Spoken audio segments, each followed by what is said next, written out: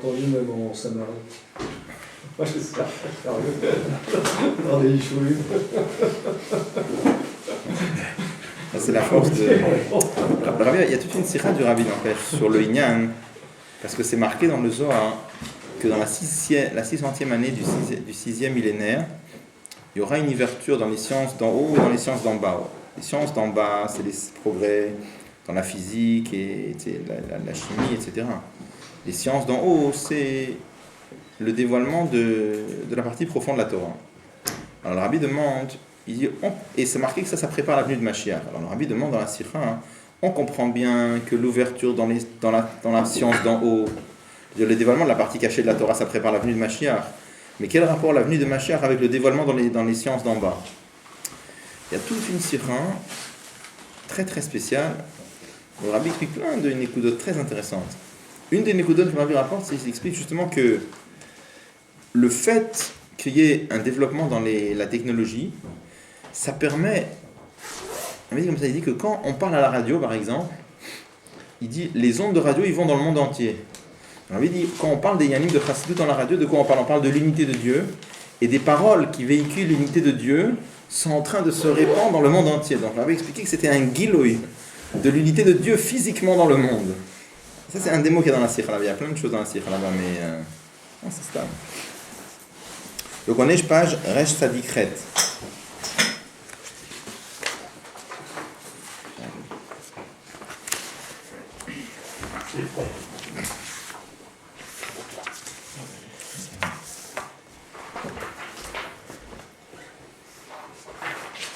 Alors, je vais dire un petit peu d'abord par oral de qu'est-ce qu'il veut expliquer là.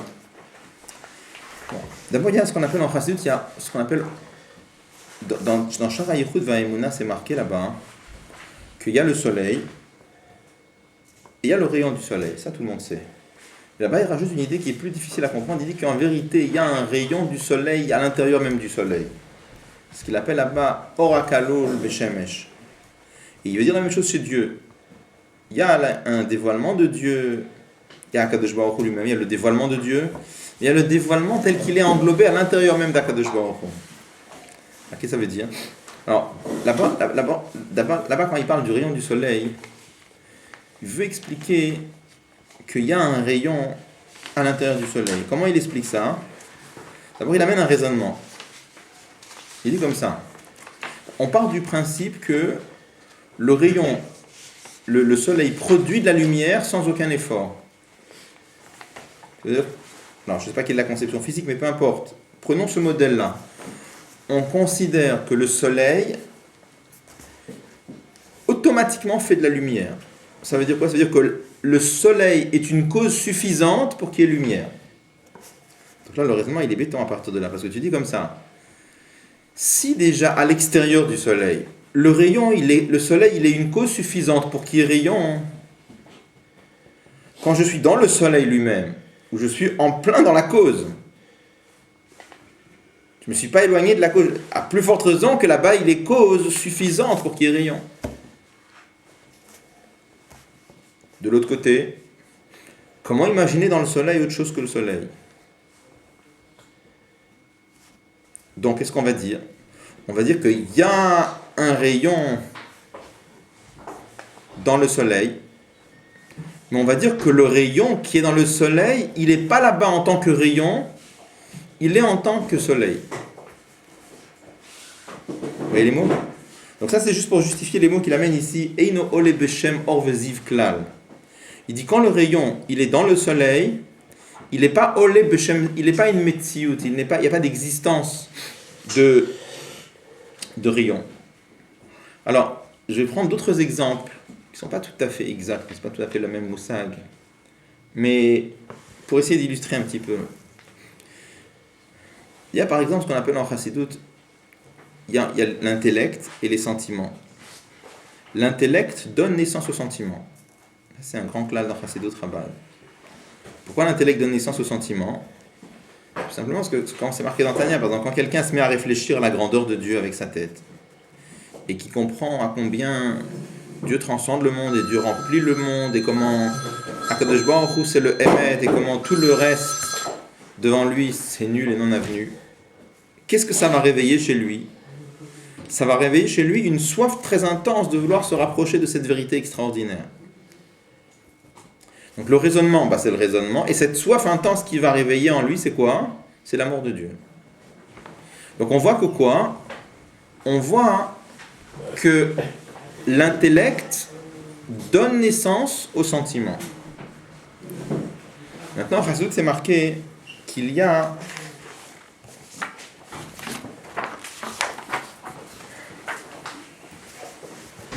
donc, tout ce qu'on a dit, on a dit qu'il y a le sechel et il y a les midot. Il y a l'intellect qui donne naissance au sentiment.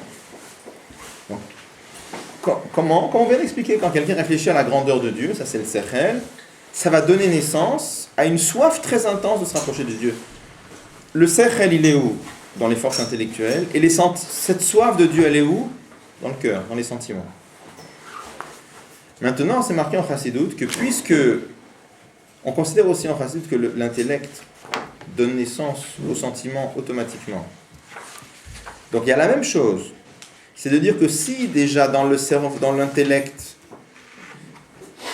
si déjà l'intellect lui-même, il est une cause suffisante pour qu'il y ait sentiment dans le cœur, à plus forte raison que l'intellect, il doit être une cause suffisante pour qu'il y ait sentiment même avant le cœur. Déjà dans l'intellect, il y a déjà des sentiments. Comment imaginer dans l'intellect autre chose que de l'intellect? Alors on explique en Chassidut, c'est ce qu'on appelle midot aklulim besechel. Les midot, les sentiments qui sont englobés dans l'intellect. C'est quoi les midot aklulim besechel? Il y a plusieurs madrigotes. Une madriga très simple, c'est dire la chose suivante. Dans le sechel lui-même, quand quelqu'un réfléchit par exemple à l'abstraction, complètement dans l'abstraction, il réfléchit à la grandeur de Dieu, combien il transcende le monde, combien il remplit le monde et tout les gnanis. Il est plongé complètement dans le sechel, complètement dans le sechel absolu, et le sechel abstrait, je veux dire. Il y a un moment où il arrive dans le sechel humain à un niveau de sechel plus bas, qui s'approche de conclusion. C'est quoi de conclusion? Il se dit, puisque Akadosh Baruch Hu c'est tellement merveilleux, puisque c'est tellement grand, puisque c'est tellement extraordinaire, je devrais chercher à me rapprocher de lui. D'accord? Donc, quand quelqu'un est dans le sechel et qu'il arrive à cette conclusion, puisque Akadosh Baruch Hu, il est tellement grand et tellement merveilleux, je devrais me rapprocher de lui. C'est de l'intellect ou c'est des sentiments? C'est de l'intellect. Quand tu dis donc je devrais, c'est de l'intellect. Mais dans l'intellect même, c'est plus de l'intellect abstrait. C'est une madriga d'intellect qui s'est déjà rapprochée de conclusion. D'accord? Alors ça, c'est dans l'intellect même, c'est un mouvement de midot. C'est une des madrigotes qu'on appelle en Chassidut midot aklulim besechel, l'intellect qui est englobé dans les sentiments. Donc, si tu demandes est-ce que c'est de l'intellect ou c'est des sentiments, je te réponds on est encore dans l'intellect. Mais dans ton intellect même, c'est plus de l'intellect pur, complètement abstrait, c'est de l'intellect qui se rapproche déjà du monde des conclusions. Et après, quand ça descend dans le cœur, ça donne quoi? Dans le cœur, c'est vraiment des sentiments, c'est une soif brûlante de se rapprocher de Dieu. D'accord? Donc, qu'est-ce qu'il y a? Il y a trois niveaux. Il y a l'intellect, il y a les sentiments dans le cœur. Et entre les deux, il y a ce qu'on appelle midot aklulim besechel.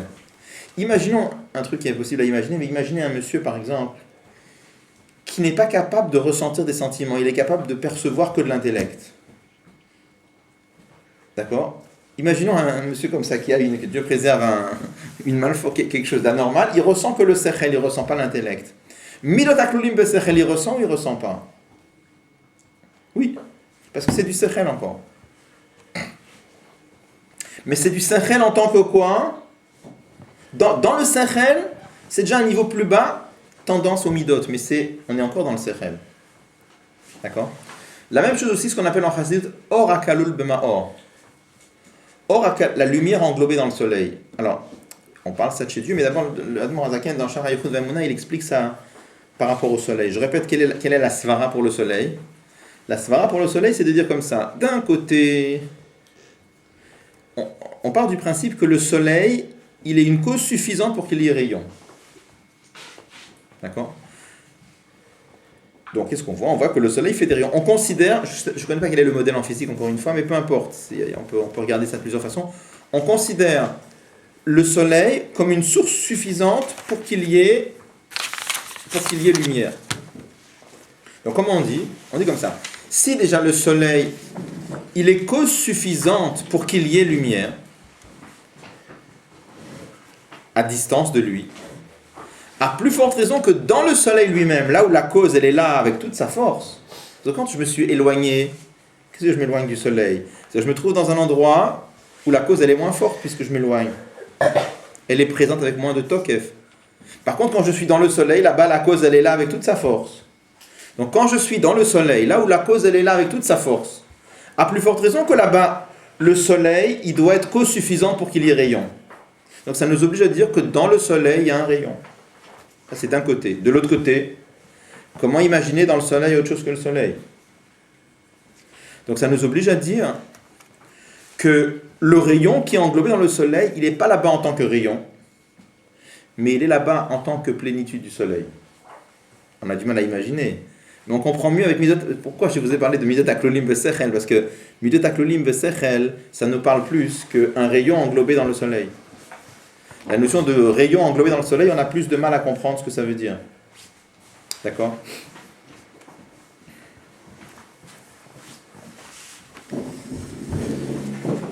Alors. Par contre, on utilise le terme Shefa au lieu de Or. Il y a une différence entre. Ouais. Shefa, c'est parce que Shefa, ça vient déjà avec un certain effort, si on peut dire. Tout le lien de Or, c'est que ça vient automatiquement, justement, sans. La chose qui est marquée, c'est sans itaskout, sans s'occuper de ça. Alors que Shefa, l'influence, c'est quelque chose qui vient avec un certain effort, etc. D'accord? Alors, je voudrais introduire encore une autre notion maintenant. Il y a ce qu'on appelle Yocholet. Yocholet, c'est quelque chose qui est plus fin que ça encore. C'est-à-dire quoi? Quand on dit par exemple que Dieu il est Kol Yachol, il peut tout faire, est-ce que ça veut dire qu'il a une force pour faire ci, une force pour faire ça, une force pour faire ça, une force pour faire ça? Non. Il n'y a pas 36 milliards de forces, Dieu. Il est Kol Yachol. Bien sûr qu'il est Kol Yachol. Il est limité par rien. Puisqu'il est limité par rien, il peut tout faire. Je prends un exemple très concret. Prenez par exemple marqué, il y a un homme, chez l'homme, il y a un corps étonnant qu'on appelle le corps Hazrika, la force de jeter des objets. C'est un corps très grossier parce qu'il existe même chez les animaux. On voit dans la Gemara, dans Khatzin Nezek Tzurot, une vache, elle peut, avec un coup de pied, elle peut en faire envoler des cailloux et c'est tout un... Bon. On peut jeter quelque chose. Pourquoi c'est étonnant? Parce que l'homme a ce corps-là, de prendre un petit peu de sa force et de le transmettre dans autre chose. Quand un homme jette un caillou, il prélève de sa force, qu'il le prélève de lui-même, et il le met dans l'objet. Bon. Donc qu'est-ce qu'on voit? On voit que l'homme, par exemple, il est capable de jeter au nord, au sud, à l'est, à l'ouest, en haut, en bas. Est-ce que d'après vous, il y a un couloir spécial pour jeter au nord, et un couloir spécial pour jeter au sud, et un couloir spécial pour jeter à l'est, et un autre pour l'ouest, et un autre pour jeter vers le haut, un autre pour jeter vers le bas? Non. Il y a un seul couloir Hazrika. D'accord? Et le couloir Hazrika, il n'est pas mukbal, il n'est pas limité dans les tzavot, dans les différentes directions de l'espace. Imaginons une seconde qu'Akadosh Baruch Hu, au lieu de créer un monde à 3 dimensions, il aurait créé un monde à 4 dimensions. Alors on aurait pu jeter dans les 2 autres côtés aussi. D'accord? Parce que le Koach Hazrika qu'on aurait eu, on ne peut pas imaginer puisqu'il n'y a que 3 dimensions.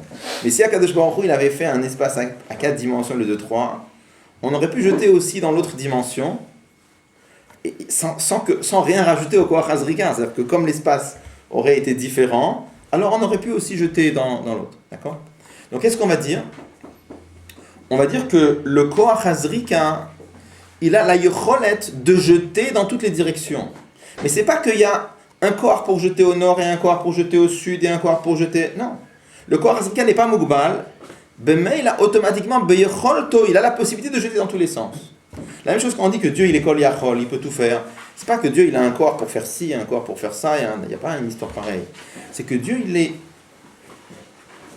il a la yacholette de tout faire. Comme il a aucune limite, il a la yacholette de tout faire. Alors de la même façon, c'est marqué que Dieu, Beyecholto lehaïr, Beyecholto shelo lehaïr. Dieu, il a la possibilité de se dévoiler et il a la possibilité de ne pas se dévoiler. D'accord? Bon. Tout un yann chassidut sur Yecholet, c'est un yann très très haut. Maintenant, quand on parle de... Alors, on a parlé maintenant de la lumière qui est englobée dans le soleil. On a vu quel est le raisonnement qui nous oblige à dire qu'il y a un rayon englobé dans le soleil.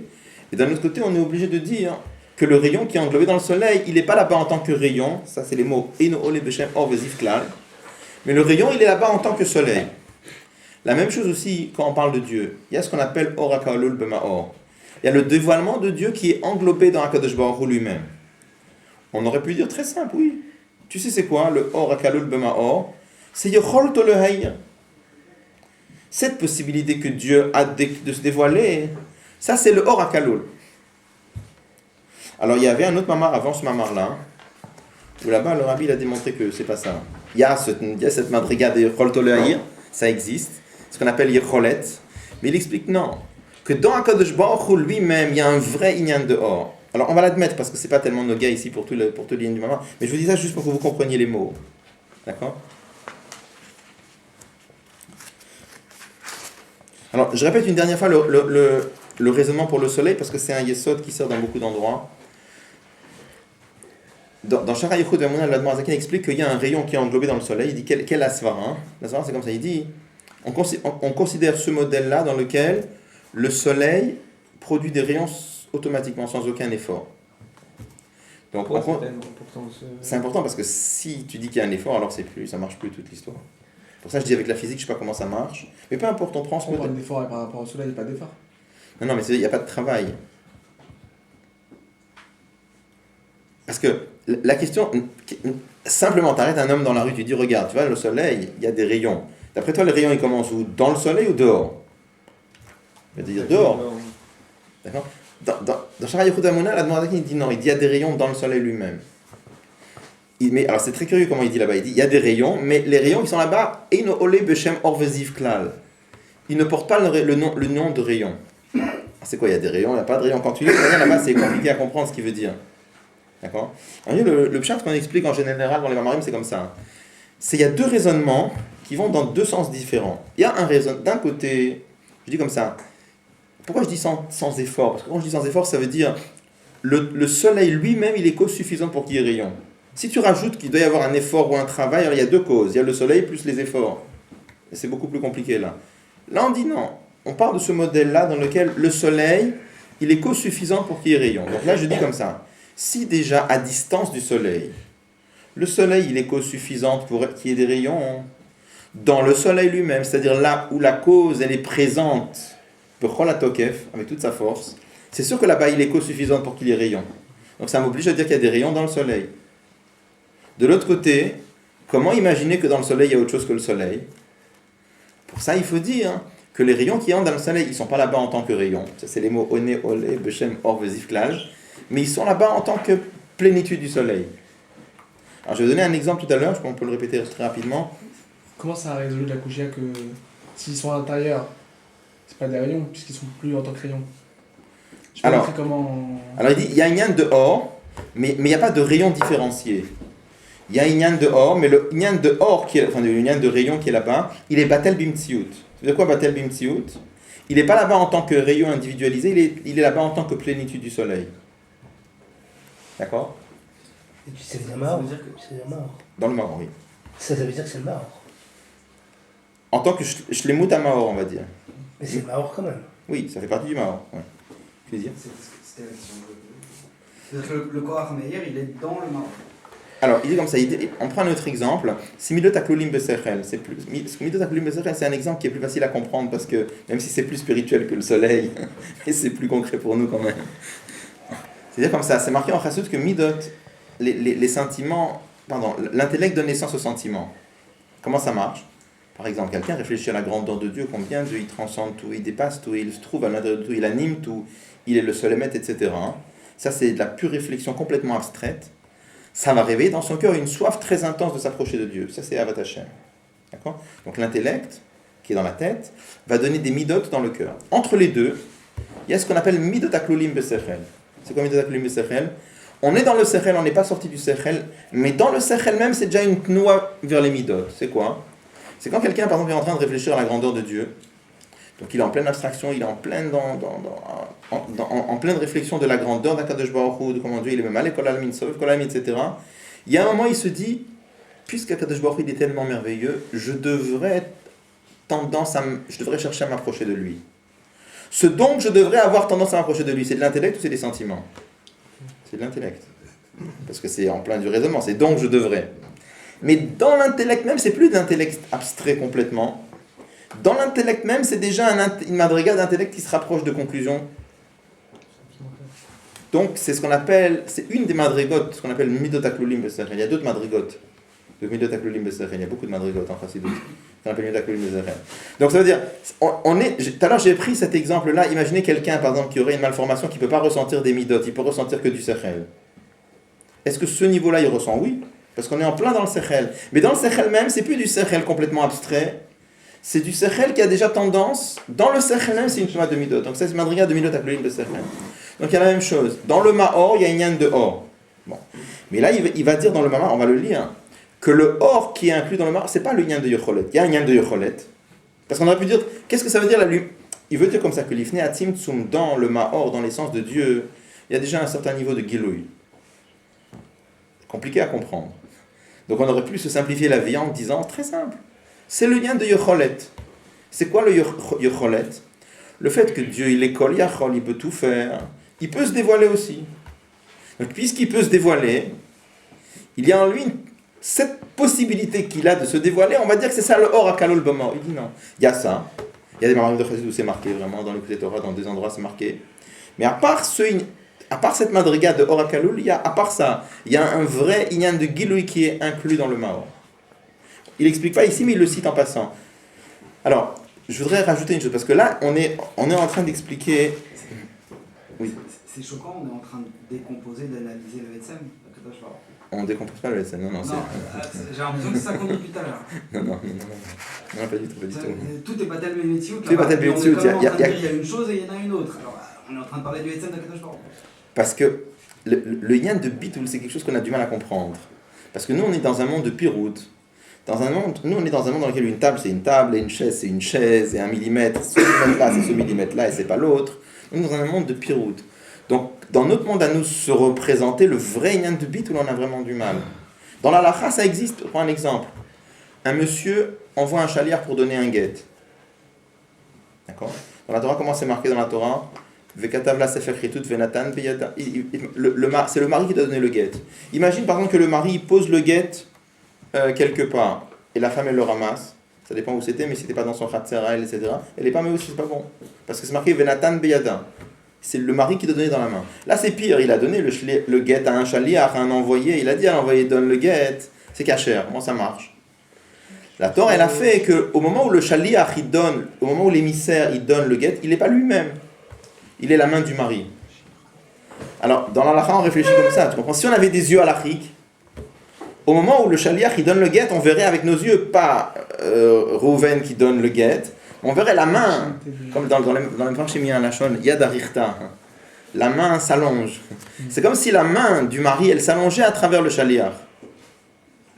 Dans ce cas-là, comment est-ce qu'on explique qu'une femme elle est Mekudeshet si le chaliar il la rend Mekudeshet pour lui-même et pas pour le Meshaliar? Il y a plein de chilukim là-dedans. Juste ce que je voulais apporter, c'était le inyan de Bitoul.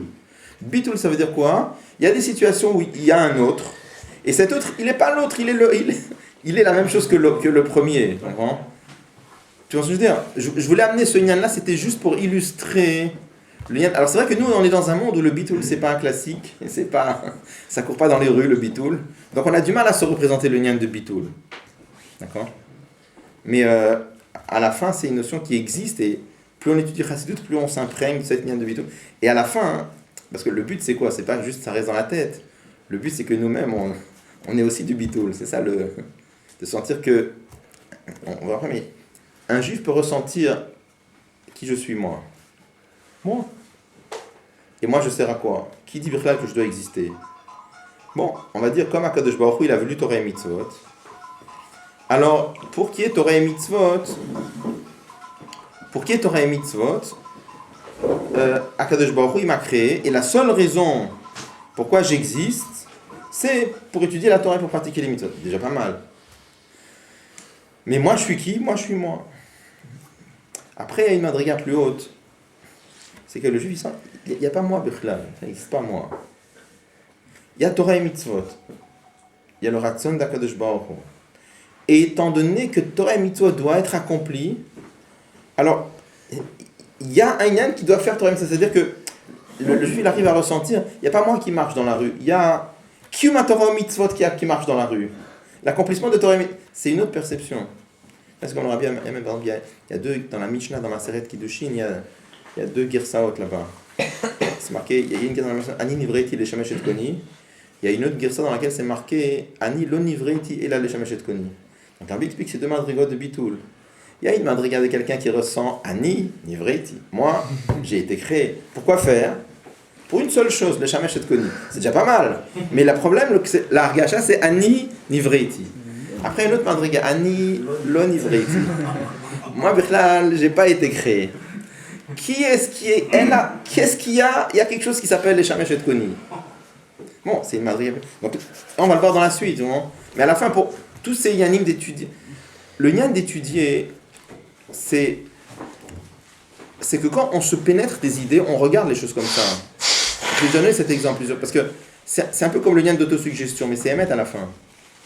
Qu'est-ce que j'appelle? Regardez, je prends un exemple très simple. J'ai dû le dire des dizaines de fois déjà. Dans Perek Membet de Tanya, l'Antre rapporte là-bas, il dit que quand on voit les étoiles qui tournent, il dit, c'est marqué dans la Gemara que les étoiles qui tournent, elles se prosternent devant la Shrina.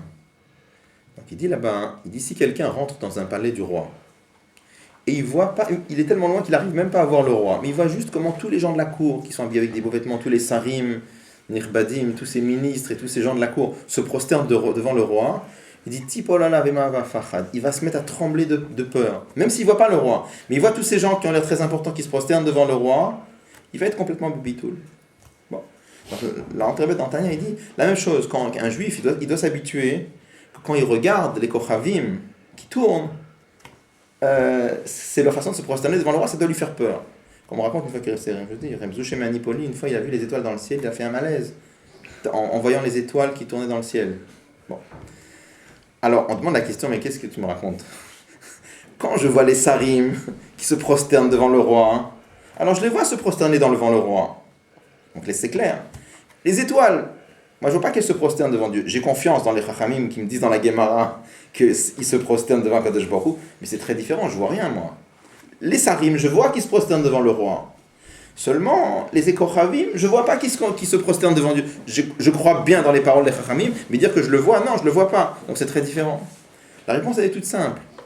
La réponse, c'est de dire, que dans les sarim, pourquoi tu dis je vois? Qu'est-ce que tu vois? Il y a le fait qu'ils baissent leur tête, et le fait de baisser leur tête, c'est une expression de bitoul. Tu vois leur bitoul? Non.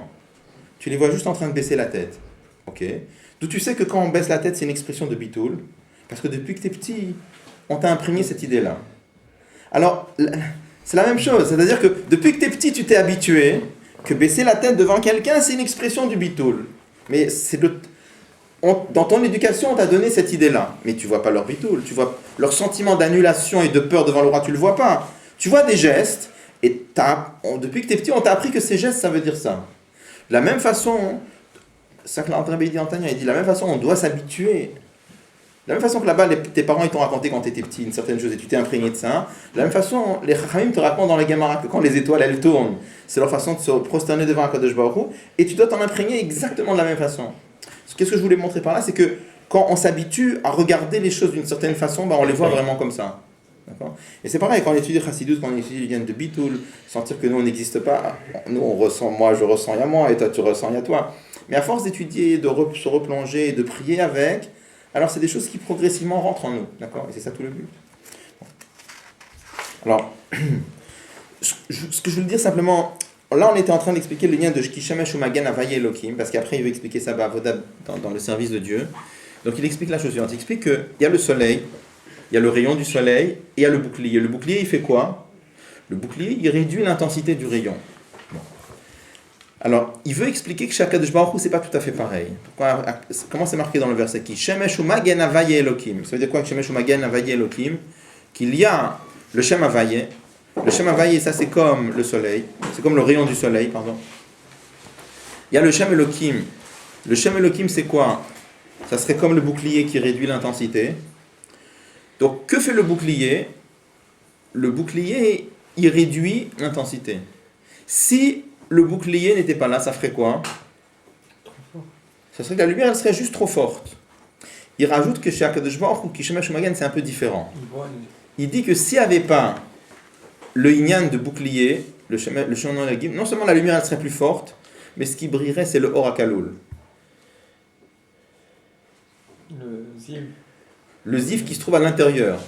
C'est ça qui brillerait. Donc le bouclier, le Shem Elokim, il fait quoi? C'est pas simplement qu'il réduit l'intensité, mais il fait... C'est comme si je disais, il y a le rayon tel qu'il est dans le soleil, et il y a le rayon tel qu'il est en dehors du soleil. D'accord? C'est comme si on disait que le bouclier, il fait deux choses. Il réduit l'intensité, mais à part ça, il fait que ça existe la notion de rayon qui est en dehors du soleil.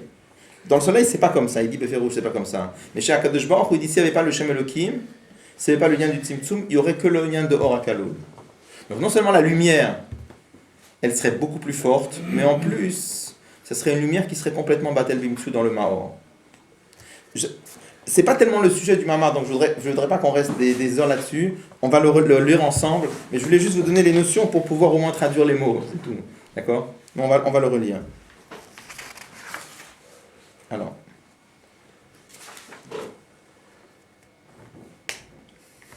Donc on peut reprendre en haut de la page si vous voulez. Donc là, il parlait du rayon qui est englobé dans le soleil. Il disait, elle a seulement, donc page Resh Tadichet, en haut. Je relis, on l'a déjà lu une fois, mais je relis maintenant avec tout ce qu'on a dit, ça va se lire plus facilement. Elle a seulement, Shebat El Sham Bimtziut le Gamre, le rayon tel qu'il est à l'intérieur du Maor. Resh Tadichet en haut de la page. Il y a un rayon dans le soleil, mais il est Batel Bimtziut. C'est pourquoi il est Batel Bimtziut? Il n'est pas là-bas en tant que rayon. À tel point qu'il n'a pas le nom de lumière individualisée. Il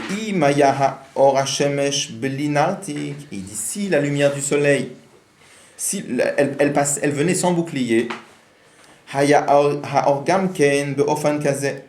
lumière du soleil aussi elle aurait été comme ça, d'une façon de lumière très très forte, que le monde n'aurait pas pu supporter. Comme nos maîtres disent dans la Gemara, dans le futur, Dieu va faire sortir le soleil de sa gaine. Tzadikim, Choulou, là pas marqué dans la Gemara, Tzadikim mitrapim ba, les Tzadikim vont être guéris. Rechaim nidonim ba, les Rechaim ils seront punis par le. Veine, Beor Hashemesh yesh loma. Il dit en ce qui concerne la lumière du soleil, il faut dire Delou le'anartik, sans le bouclier, Haya Aor, Haya Betokefaor. Qu'est-ce qui se serait passé? La lumière, elle aurait été très forte. Aval Mikol Makom Haya Bimtziut Aor al Kolpanim. Mais ça aurait été quand même une Metziut dehors.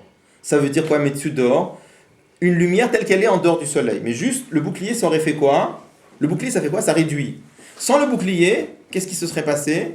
C'est que la lumière, elle aurait été très forte. Mais ça aurait été quand même une lumière en tant que lumière. Lokmosho Bimkoro. Pas tel qu'il est englobé dans sa source. Arbanim Shalemala, mais par contre, comme c'est dans le Nimshal, c'est-à-dire tel que c'est chez Akadosh Baruch Hu, c'est pas tout à fait comme ça. Yesh Loma, Shegama Gilo Yabibrinat Bitul Bimtsut le Gamre. S'il n'y avait pas eu le Shem Elokim, non seulement la lumière elle aurait été plus forte, mais qu'est-ce qui aurait brillé? C'est un or qui aurait été Batel Bimtsiut.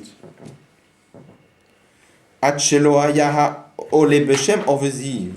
À tel point que la lumière qui aurait brillé, elle n'aurait même pas eu le nom de lumière, ça aurait été le Or HaKalul, c'est-à-dire le or qui est là en tant que plénitude du Maor. Comme on a expliqué avant dans le Mamar d'avant, enfin un des Mamarim d'avant, peut-être qu'on l'apprendra un jour parce que c'est un Mamar il y a beaucoup d'Isodot là-bas, c'est un peu compliqué. Bon. Il dit on ne peut pas dire à propos de toute la lumière, tout le dévoilement qui est avant le Tzimtzum, qu'il n'y a pas de metziut dehors, qui miprinat yocholet. Et dire quoi? C'est que le lien de yocholet, ce que je vous ai dit tout à l'heure. On aurait peut-être pu se simplifier la vie et dire, avant le tzimtzum, il n'y avait pas de lumière, Bichlal. Très simple, il y avait Dieu, point. Ah, et on parle de lumière, pas de lumière. Possibilité que Dieu a d'éclairer. Ce qu'on appelle yocholet. Yocholto lehaya. Alors dans le Mamar, là-bas, il dit, on ne peut pas dire comme ça. Il y a vraiment un lien dehors. Mais seulement, kalul bemaor.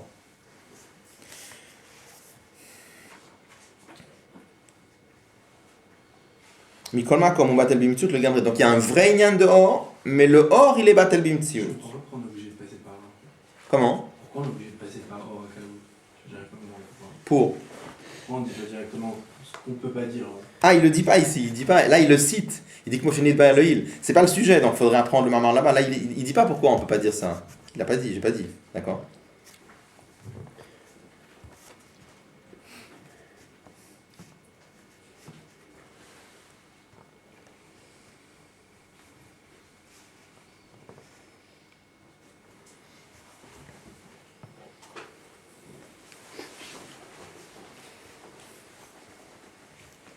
Alors.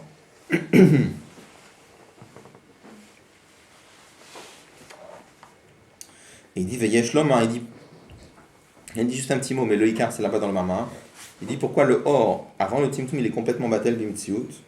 Le fish chez Beaor Gnirgash Prinata Atzmut, parce que dans la lumière, le dévoilement, il ressent les liens de Atzmut, comme on l'avait déjà expliqué avant.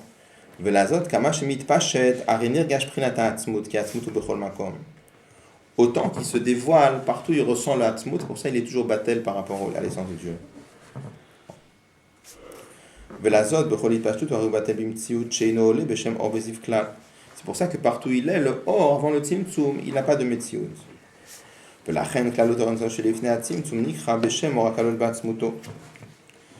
Il dit, c'est pour ça que l'ensemble de la lumière qui se trouve avant le tzimtzum, on appelle ça or akalul batzmuto. Bon, mais c'est pas le sujet ici. On va voir ce qui nous concerne. ומה שנראה אור השמש מבחינת יש ודבר בפני עצמו שאינו בטל והוא באופן שאפשר לקבלו זהו על ידי הנרתיק. Il dit le fait que nous on perçoit la lumière du soleil comme autre chose que le soleil, nous on perçoit clairement qu'il y a le soleil et en plus sa lumière, et en plus cette lumière on est capable de la recevoir, ça c'est grâce au bouclier. C'est ça qui permet que la lumière du soleil brille en dehors du soleil. Donc ça devient une metziut dehors, c'est une existence de lumière. Et c'est sans aucune commune mesure par rapport à la lumière du soleil qui se trouve dans le soleil. Cette lumière, on l'appelle la lumière du bouclier, parce que comme elle passe par le bouclier, entre autres, elle s'appelle Or Anartik. Bien quand dans le fond c'est la lumière du soleil, puisqu'il est sans aucune commune mesure par rapport à la lumière qu'il y a dans le soleil. Et qui est-ce qui fait que cette lumière elle sera perceptible? C'est le bouclier. C'est pour ça qu'on appelle ça Or Anartik. Alors là il va commencer maintenant à voir en quoi tout ça nous concerne. L'article, c'est le Oui. Oui.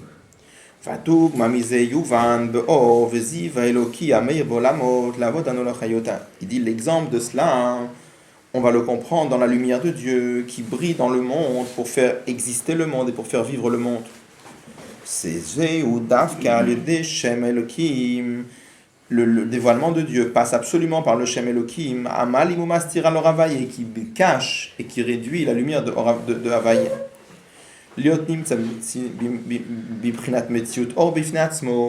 Pour que cela donne une lumière, un vrai lien de dévoilement. Ce qu'on appelle Haranifdelet. Alors je rappelle, qu'est-ce que c'est? On a vu qu'il y avait le Or Adavouk et il y avait Haranifdelet. Quelle était la différence? Or Adavouk, ça veut dire une lumière d'Avouk. Ça veut dire coller, d'accord? Mais le vrai moussak de coller, c'est pas juste que la lumière elle est collée au luminaire. Le vrai inyan de Davouk, ça veut dire que la lumière, elle a aucun autre inyan que dévoiler le Maor. Elle a aucun inyan autre que dévoiler le Maor. Après, il y a ce qu'on appelle Hara Nivdelet. Hara Nivdelet, c'est par exemple quand un homme il a un certain koach de faire quelque chose. Alors c'est un koach de l'homme. Mais tu peux pas dire, ce koach-là, pourquoi il est là? Pour dévoiler l'homme, non. Ce koach, il est là pour faire quelque chose. Donc pour faire autre chose. Donc il a un certain tochen, il a déjà un certain contenu à part l'homme. C'est pas juste dévoiler l'homme. Donc à la même façon, dans la lumière de Dieu, il y a une lumière de Dieu qui est là. Tout son inyan, c'est quoi? Dévoiler Dieu. Ça s'appelle Haraniv, ça s'appelle Or Adavuk. Tout son tochen, c'est dévoiler Dieu et rien d'autre. Par contre, il y a un dévoilement de Dieu qui est là. C'est pas pour dévoiler Dieu, pour créer quelque chose, pour faire quelque chose. Ça s'appelle Haraniv Delet. D'accord? Puis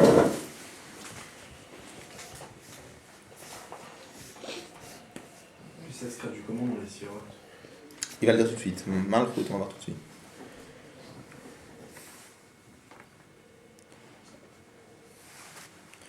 Huyan Hara de Hara, c'est ce qu'on avait appelé avant le rayon du rayon. C'est pareil, Hara de Hara ou Hara Nivdelet, c'est la même chose. Daïnou, Hara Nivdelet, c'est le même inyan que Hara Nivdelet, comme c'est expliqué ailleurs. Imla avait si avait pas cela, Haya Prinat Azivazé Nichlal Bemaor Atzmo. Donc la lumière, elle aurait été complètement battelle dans le Maor, elle aurait été englobée dans le Maor. Shushem Havaye, ça c'est le nom de Havaye, Prinat Atzilut Bichlal. Vaya Prinat Tokefor, et ça aurait été une lumière trop forte pour les créatures. Ou Prinat Bidul Bimtsiut, Shelo Haya Lefi Erech Haolamot, ça n'aurait pas du tout été à la madriga du monde. Donc ce niveau qui crée le monde, c'est ça qu'on appelle un Hara Nivdelet, c'est une lumière d'Akadosh Baruch Hu qui descend pour créer le monde. Maintenant il traduit dans les sphérotes, c'est quoi? C'est ce qu'on appelle la royauté de Dieu. Qui vient, qui descend pour créer les créatures, ex nihilo, et de façon limitée. Ou comme c'est marqué, que toute la terre est remplie du kavod de Dieu. C'est Targum, et le Targum il traduit Targum kevodo, ziv yekare, le rayon de sa splendeur. Donc c'est intéressant. Dans le verset c'est marqué kevodo, et le Targum il traduit ziv yekare, un rayon de sa splendeur. C'est le rayon de rayon. D'accord. Prinat ha'ara levad. Shemize ef charliot itavuta olamot. Et de là peut venir la création du monde. Falzenema. Et sur cela, il est dit, comme on l'avait déjà vu avant, Ki imcha mekor chayim be'or chanireo. La source de vie est avec toi, et dans ta lumière, nous verrons une lumière. Donc, comme on l'avait traduit avant, il y a ta lumière à toi, c'est ton dévoilement. Et dans ta lumière, on verra une autre lumière. Donc, la première lumière, c'est le dévoilement de Dieu, Or Davuk. La deuxième lumière, c'est Hara Nivdelet, cette lumière de Dieu qui vient pour créer le monde. Pirouche, ça veut dire Be'or ha'atzmi, dans ta lumière à toi, Shushem Havaye, Shenim Shal Shemesh, qui est comparé au soleil, Nire Or Veziv Levad, on verra une autre lumière qui n'est qu'un rayon. Aledem Tsaout Shem Elokim, par l'intermédiaire de Shem Elokim, Shokmo Nirtak le Shem Havaye, qui est comme un bouclier pour le Shem Havaye. Vareze Or Shel Tulda Levad, ça c'est ce qu'on appelle Or Shel Tulda, c'est une lumière qui est dérivée de la première. Kmo Haor Anire Mitochama Sachama Stir le Shlet Semaor. C'est comme une lumière qu'on voit par un rideau. C'est-à-dire comme ça, il y a... Chazut, on explique qu'il y a parfois... Dans les Tzimtzum, il y a plusieurs systèmes. Il y a ce qu'on appelle Miyuta Or. Réduction de la lumière. Par exemple, c'est marqué que dans les différentes sphirotes du monde d'Atsilut, c'est marqué que la lumière d'Akadosh Baruch Hu, elle brille. Alors c'est marqué, c'est des machalim, mais c'est marqué Derech... On ne rappelle plus les mots, comment c'est marqué, Derech Halon, Derech Nekev, on ne rappelle plus les mots exactement. C'est comme t'imagines une lumière du soleil avec un grand mur, et il y a un endroit où il y a juste une fenêtre ouverte, ça passe. Donc partout, ça empêche la rayon du soleil de passer, et ça passe par une fenêtre. Après, il y a un endroit où ça passe Derech Nekev, il y a un petit trou, et la lumière du soleil, elle passe. D'accord? Quand la lumière du soleil, elle passe, alors c'est quand même la lumière du soleil, donc en intensité c'est plus faible, mais c'est la même D'accord? Je ne me rappelle plus comment ça marche, je crois. Derech Sha'ar, je ne me rappelle plus les mots exacts.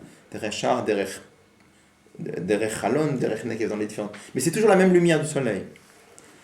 Après, il y a la lumière qui passe par un rideau. La lumière qui passe par un rideau, c'est autre chose. il y a un rideau. Le rideau, il interrompt la lumière. Mais il retransmet la lumière d'une autre façon derrière le rideau. C'est-à-dire que quand on parle d'un rideau relativement épais, c'est pas un rideau où il y a des petits trous. Hein.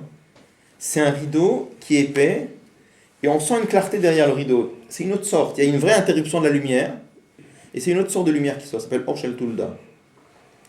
L'exemple qu'on donne sur ça, c'est l'exemple. C'est-à-dire, imaginez par exemple un maître qui doit expliquer des choses très très très très abstraites à ses élèves. Alors il restreint la lumière, mais ça reste encore abstrait. Il restreint encore, mais ça reste encore abstrait. Il restreint encore, et ça reste encore abstrait. Après, il y a une autre possibilité. Il prend un machal gashmi. Il prend un machal gashmi, il leur raconte une histoire. Par exemple, Col de Paris, mais Roubac à Paris, par exemple. Tu racontes à un enfant qu'il y a deux sous-ensembles, une majorité, une minorité. On a un élément qui a été prélevé. On ne sait pas s'il a été prélevé à sous-ensemble minoritaire ou sous-ensemble majoritaire. Il faut considérer. On ne comprend rien de ce que tu lui racontes. Tu lui racontes une histoire. Tu lui racontes qu'il y avait 10 boucheries dans la ville. Il y avait 9 boucheries, Mochim, Bassar, Kshera, qui vendaient de la viande cachère. Et une qui vendait de la viande, Bassar Nevela, de la viande pas cachère. Et on trouve un morceau de viande dans la rue. Et on ne sait pas d'où il vient. Alors, dans certains cas, évidemment, on ne prenait pas, c'est pas de la lacha qu'on parle. Dans certains cas, on va considérer que le morceau de viande qui a été trouvé dans la rue, il vient de la majorité des boucheries qui étaient cachères. Là, l'enfant, il comprend. Mais qu'est-ce qu'il comprend? Il comprend l'histoire des boucheries ou il a compris la svara? Il comprend la svara. Qu'est-ce qui fait que quand tu lui parlais de svarot abstraites, il ne comprenait pas, et quand tu lui racontes une histoire, il comprend? Parce que le monde de l'enfant, c'est pas un monde d'abstraction, c'est un monde concret. Quand tu lui parles dans l'abstrait, ça ne lui parle pas du tout. C'est pas son monde à lui, c'est une autre planète, il ne comprend pas ce que tu racontes. Mais quand tu lui parles avec un exemple de boucherie et de viande, ça c'est son monde à lui. Donc là il comprend. Mais le chidouche c'est, qu'est-ce qu'il comprend? Il comprend juste l'exemple des boucheries ou il comprend la svara? Il comprend la svara. Mais la svara, telle qu'elle est rendue grossière par le machal. Mais la svara quand même. D'accord? Parce que si tu lui donnes un autre cas et tu lui demandes qu'est-ce qu'il faut faire, il va savoir ce qu'il faut faire dans un autre cas qui ressemble. D'accord? Donc c'est pas juste qu'il a compris l'histoire de la boucherie, c'est qu'il a compris la svara. Mais ça c'est ce qu'on appelle or shel tulda. C'est un or sur lequel il y a eu interruption totale. Pourquoi interruption totale? Tant que tu es dans l'abstraction, donc dans notre référentiel, tant que c'est abstrait, c'est de la lumière. D'accord? Quand on passe en concret, il y a interruption complète. D'accord? Et là, l'interruption complète, ça fait quoi? Ben, ça fait que la lumière, comme je vous disais derrière le rideau, c'est une autre sorte de lumière. C'est-à-dire que là, c'est la lumière, mais c'est la lumière qui est devenue plus grossière. D'accord? En spirituel, ça donne quoi?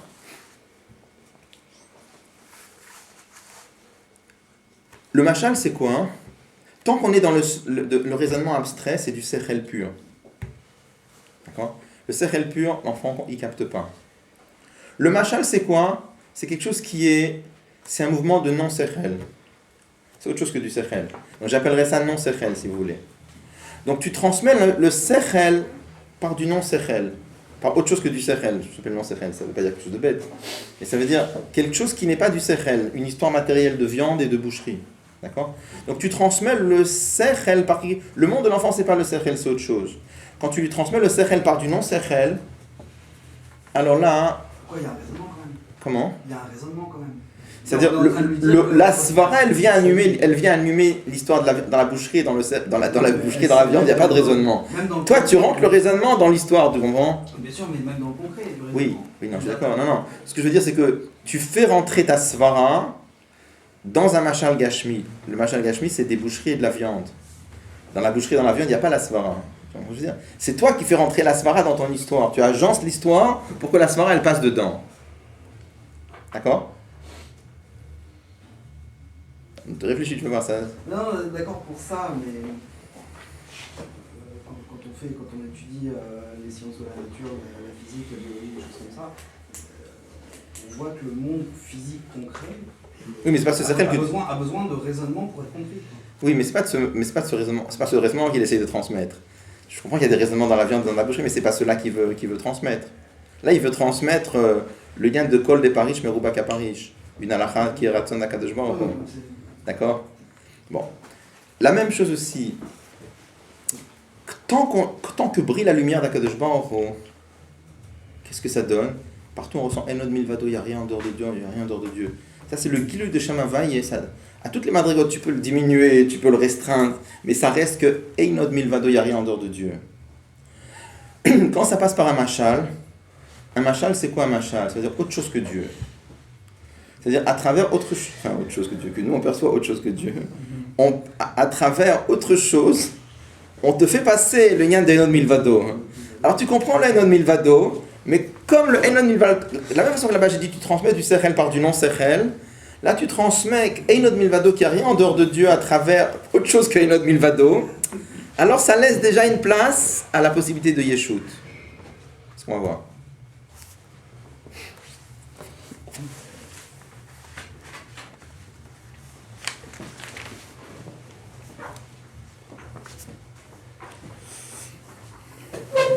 Donc il dit Areze Or Shel Tulda Levad, ça n'est que Or Shel Tulda.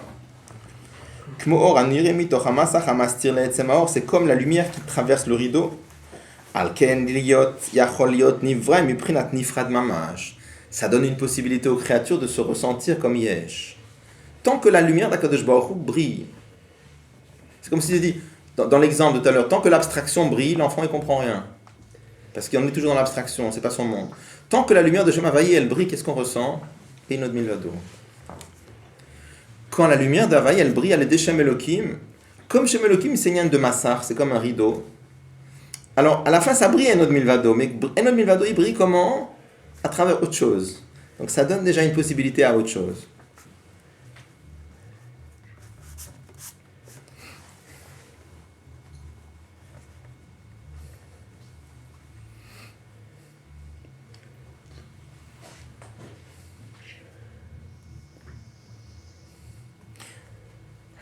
Liot, Sheinomer, Veinu Nirgash Bahem, Aura Atzmi de Shem Havai Klal.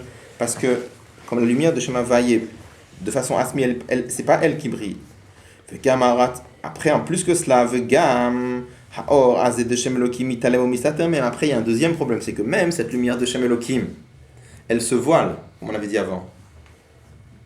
La Zot, Anivraim, même Prinat Yesh, Vedavar Nifrad Mamash, c'est pour ça que les créatures se ressentent comme Yesh, Vedavar Nifrad. Il y a eu deux problèmes. Premièrement, c'est pas le Shem Havai qui brille, c'est que le Shem Elohim. Et pire que ça, c'est après le Shem Elohim, il se voile. On l'avait dit pour la création Yesh Me'ayin. Pour ça, nous, on ressent qu'on est là. On se ressent, il y a moi, il y a toi. On se ressent, nous, on est là, d'accord? Si je voilais pas, ce serait pas le cas. Ah oui. Que c'est pas Havaya non plus. Pourquoi ça laisse pas place à autre chose? Shem Elohim, si le Shem Elohim brillait, on va voir qu'est-ce que ça donne quand le Shem Elohim brille.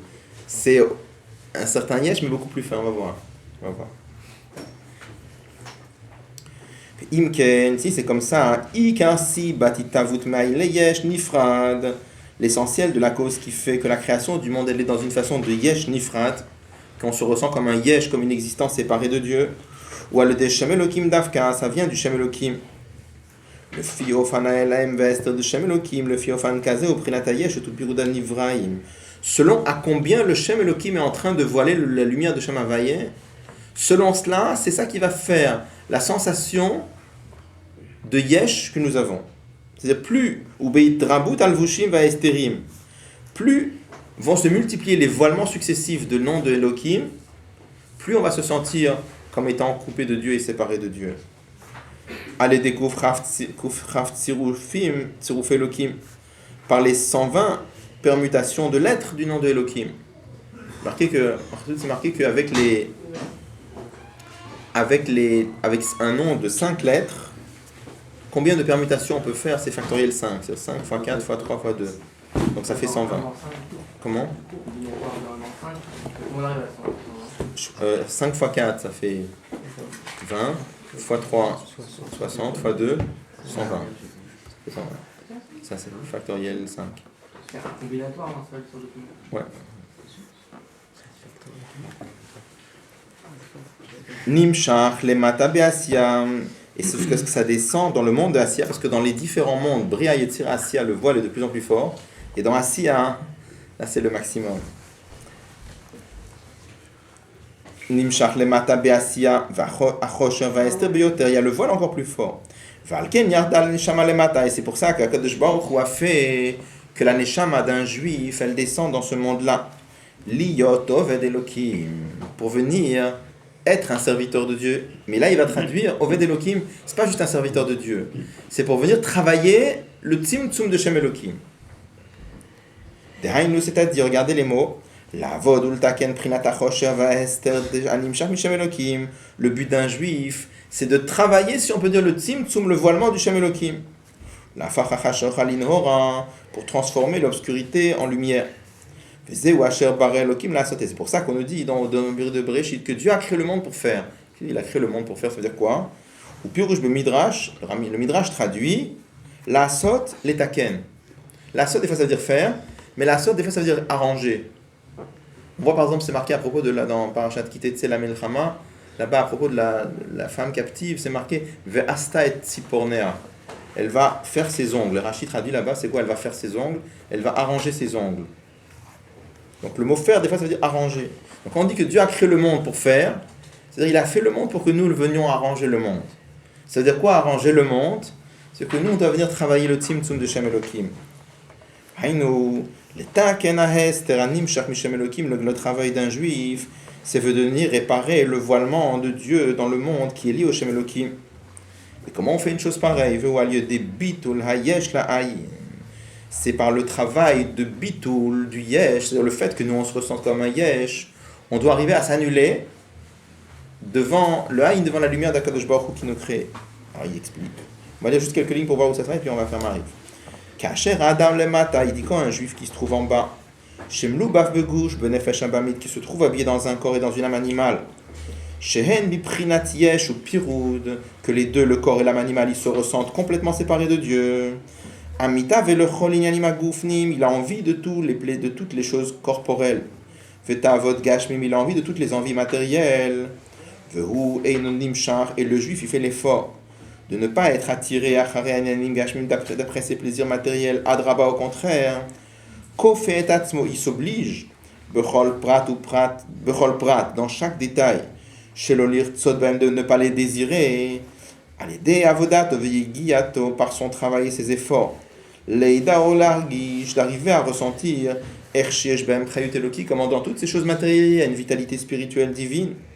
Veikaru elokut, et l'essentiel c'est quoi? C'est la vitalité divine qu'il y a dans l'objet. C'est-à-dire que quand un juif mange, il ne doit pas vouloir le plaisir de la nourriture, mais il doit vouloir le koach eloki, la vitalité divine qu'il y a dans la nourriture.